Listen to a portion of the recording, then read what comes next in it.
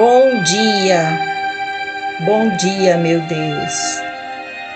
Bom dia para toda a equipe espiritual que está aqui, responsável por este trabalho, por esse estudo. Bom dia para os nossos anjos guardiões, os nossos mentores e guias espirituais. Que Jesus nos abençoe. Que hoje seja um dia de muita luz. Amado Mestre, estamos aqui para mais um Evangelho segundo o Espiritismo. Nos ajude, Senhor, nos dando sabedoria para que a gente possa compreender os Teus ensinamentos. Bom dia para você que está ouvindo agora o Evangelho segundo o Espiritismo. A mensagem de hoje, do livro Otimismo Todo Dia de Lorival Lopes, é a de número 109, que diz o seguinte: dizia aquela moça, não quero me casar e ser uma dessas Amélias, cuidando de casa, lavando fraldas, suportando o marido, ficando velha e acabada. Quero me vestir bem, sair, passear, conhecer pessoas, ser mais eu mesma. E se assim disse, assim fez. Rodou o mundo, gozou de liberdade e prazeres, até que a solidão a apanhou.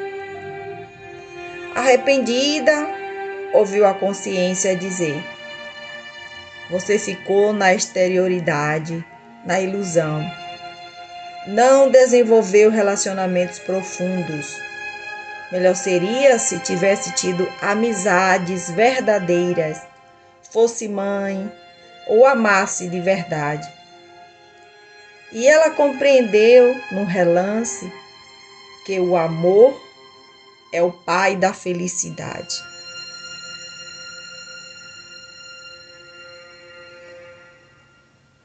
Meus queridos, o capítulo de hoje do Evangelho segundo o Espiritismo é o 17. Sejam perfeitos. E o item é o 9. Os superiores e os inferiores, pelos nossos amigos François, Nicolas, Madeleine, Cardeal Morlot, em Paris, 1863. Nossos amigos disseram o seguinte: aquele que recebe autoridade terá que prestar contas, assim como aquele que recebe a riqueza. Não acreditem que a autoridade seja dada para satisfazer o vão prazer de mandar, assim como acreditam erroneamente a maior parte dos poderosos da terra, que pensam que a autoridade lhes foi dada como um direito ou uma propriedade. Deus tem provado constantemente que a autoridade não é um direito e muito menos uma propriedade, pois a retira dos que dela se acham proprietários quando lhes convém. Se a autoridade fosse um privilégio ligado à pessoa, ela seria intransferível. Ninguém pode dizer que uma coisa lhe pertence quando ela pode ser retirada sem o seu consentimento. Deus concede a autoridade a título de missão ou de prova, quando quer, e a retira quando julga necessário. Todo aquele que recebe autoridade, seja qual for o tamanho dessa autoridade, desde um patrão para com seu empregado, até o soberano com seu povo, não poderá esquecer que é um encarregado de almas e que responderá pela boa ou má orientação de der a seus subordinados. Toda a responsabilidade recairá sobre aquele que, tendo autoridade, deixar que seus comandados cometam faltas e que sejam levados pelo vício ou pelos maus exemplos, da mesma maneira que colherá os frutos de seu esforço para conduzi-los ao bem. Todo homem tem na terra uma missão, seja ela pequena ou grande. Sempre lhe será dada para o bem. Desviá-la do seu verdadeiro objetivo é fracassar em sua execução. Assim como Deus pergunta aos ricos o que fizeram da riqueza que em suas mãos deveria ser uma fonte, espalhando fecundidade ao redor de todos. Também perguntará para aqueles que receberam alguma autoridade: que uso fizeram dessa autoridade? Que mal impediram? Que progresso promoveram? Se eu dei a vocês, subordinados, não foi para que fizessem deles escravos de suas vontades, nem instrumentos dóceis dos seus caprichos ou de suas ambições. Se eu fiz vocês fortes e confiei-lhes os fracos, foi para que pudessem ampará-los, ajudando-os a chegarem até mim. Aqueles que possuem autoridade e seguem as palavras de Cristo, não desprezam nenhum dos que estão abaixo, pois sabem que as diferenças sociais não existem perante Deus. O Espiritismo ensina que devem tratar de maneira igual a todos os seus subordinados, que aqueles que hoje lhe obedecem talvez já tenham lhe dado ordens ou poderão vir a dar em uma existência futura. Ensina também que serão tratados amanhã conforme estão tratando hoje aqueles sobre os quais exercem sua autoridade. Tanto os superiores quanto os inferiores possuem sagrados deveres a cumprir. Se o subordinado é espírita, sua consciência lhe dirá, com mais forte razão, que não pode deixar de desempenhar seus deveres, mesmo que o seu chefe não cumpra com os seus. O espírita sabe que não deve pagar o mal com o mal e que as faltas de uns não justificam as faltas de outros. Se sofre na condição de subalterno, sabe que esse sofrimento é merecido, porque ele mesmo pode já ter abusado em existências anteriores da autoridade que possuía. Experimenta agora, por sua vez, o que fez os outros sofrerem. Se precisa suportar o emprego atual por não encontrar outro melhor, o Espiritismo lhe ensina a aceitar essa situação sem reclamar, como sendo uma prova para a sua humildade e necessária ao seu adiantamento. Sua conduta é norteada pelo conhecimento espiritual que possui, e ele age para com seu patrão como gostaria que seus subordinados agissem para consigo, caso ele fosse o chefe. Assim, é mais cuidadoso no cumprimento de suas obrigações, pois sabe que toda negligência em seu trabalho é um prejuízo para aquele que o remunera e a quem deve seu tempo e seus esforços. Resumindo, ele é guiado pelo sentimento do dever que sua fé lhes fornece e pela certeza de que todo afastamento do caminho reto é uma dívida que cedo ou tarde terá que pagar. Que assim seja. François Nicolas Madeleine, Cardeal Molot, Paris, 1863. Pois é, meus amigos,